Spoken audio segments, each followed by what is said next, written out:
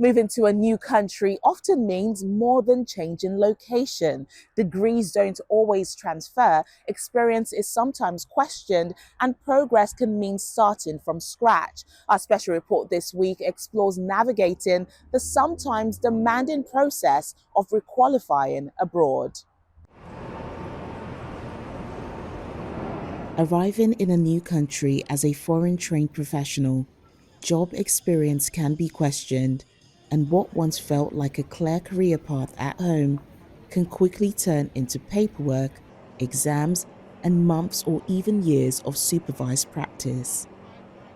In the UK, nurses prepare for the OSCE, pharmacists often return to the classroom for the OSPAP, and lawyers map out new routes to qualification through the SQE. The process can be expensive, time-consuming, and emotionally draining, especially while juggling new bills and family responsibilities. Unfortunately, getting the 6 months was almost impossible. And it was the first time I experienced what we now call unconscious bias. Take Funke Abimbola, who rose to become the most senior black solicitor at Roche, the world's largest biotech company, in 2016. But she has been candid about how difficult it was to break into the profession after returning from Nigeria.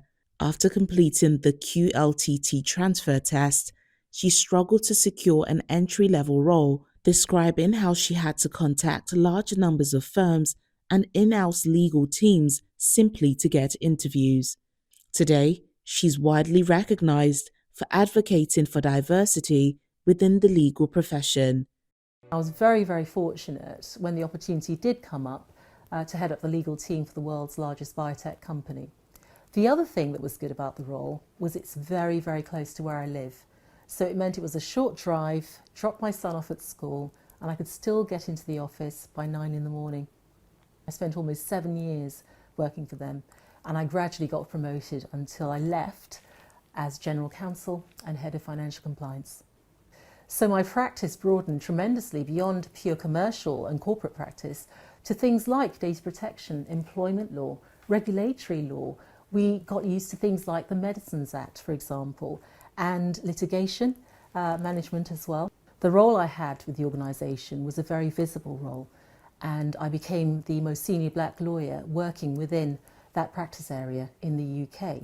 So I thought, now's the time to drive the change, having been so upset and angry so long about the things that happened to me, and frankly, what I was hearing was still happening to many, many others. I chose to use that platform to campaign for more diversity, and I get involved in many initiatives to that end because I feel so passionately about levelling the playing field. I got the shock of my life when a letter arrived from the Cabinet Office saying that I was being awarded an MBE for services to diversity in the legal profession and to young people. That was a pivotal moment for me. It really changed the way I looked at my career and what I'm doing. So, for example, on average, I give talks to about 2,000 school children every year. And I'm very, very honest and open with them about some of the challenges I've faced and how I think they can overcome those challenges in future. I provide them with work experience, shadowing experience, whatever they feel they might need to get on in life. I've met the Prime Minister twice around the female returners, women returners agenda. And I've also worked with the Secretary of State for Justice around the judiciary and making the judiciary a lot more diverse. And in Lagos, Eunice Shomade had decades of experience and worked at a senior level in a teaching hospital.